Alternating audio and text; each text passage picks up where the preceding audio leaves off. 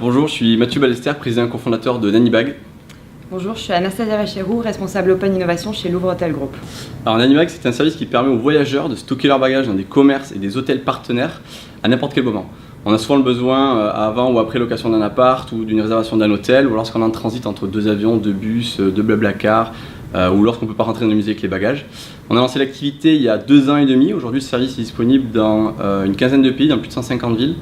Et on a gardé à peu près 100 000 valises en 2 ans. On va faire 250 000 valises cette année. Louvre Hôtel Group, c'est un groupe historique français qui gère des enseignes allant du 1 au 5 étoiles. On a 9 marques, 2600 hôtels dans 54 pays. Et depuis 3 ans, on est une filiale à 100% du leader de l'hôtellerie en Chine, Jinjiang International. Et à nous deux, nous formons donc le 5e groupe hôtelier mondial. Alors le business model d'Anibag est très simple. Le voyageur il paie 6 € par bagage, peu importe la taille ou le poids des bagages. Et on a une répartition des revenus avec nos partenaires qui est de 50-50. L'idée que j'ai proposée à Louvre Hôtel est très simple en fait. C'était de développer notre solution sur le parc hôtelier, notamment sur des hôtels stratégiques pour nous, notamment dans les centres-villes, proches des gares et des aéroports. Ce qui permet à Louvre Hôtel en fait de monétiser l'espace vacant dans ces hôtels, donc de gagner de l'argent grâce aux bagages et d'attirer de nouveaux clients ou des personnes qui ne seraient jamais venues autrement peut-être dans leurs hôtels. Et également de faire de l'upsell sur du petit déjeuner, sur du bar, pas mal de choses comme ça. On a beaucoup travaillé ensemble, on a fait un test pendant 1 an sur 4 hôtels. Maintenant on a un contrat monde et on déploie.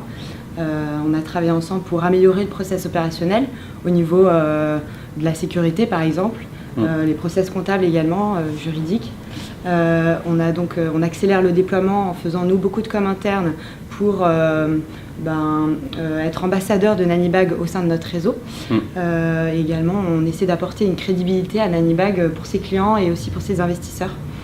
Et Nanibag, en retour, ça nous apporte du revenu additionnel sans contrainte opérationnelle sur nos hôtels. Et également, ça nous ouvre un peu nos œillères et nous fait venir donc des non-hébergés dans nos hôtels et optimise les taux d'occupation de tous nos espaces. On a été plutôt correct sur tout ce qu'on s'était dit dès le départ, c'est-à-dire être hyper transparent, se répondre régulièrement, se donner les moyens en fait, de faire en sorte que le partenariat fonctionne, ce qui n'est pas souvent le cas au niveau des grands groupes parce qu'ils ont des structures un peu plus lourdes et c'est plus difficile d'avancer que des startups.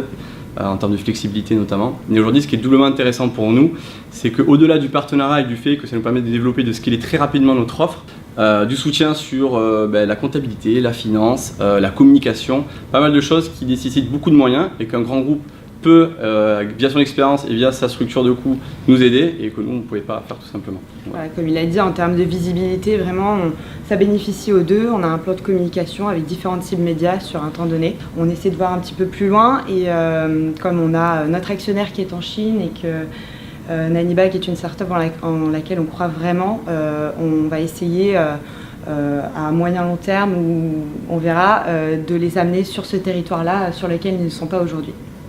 Ce qui serait top. Voilà, merci. Merci.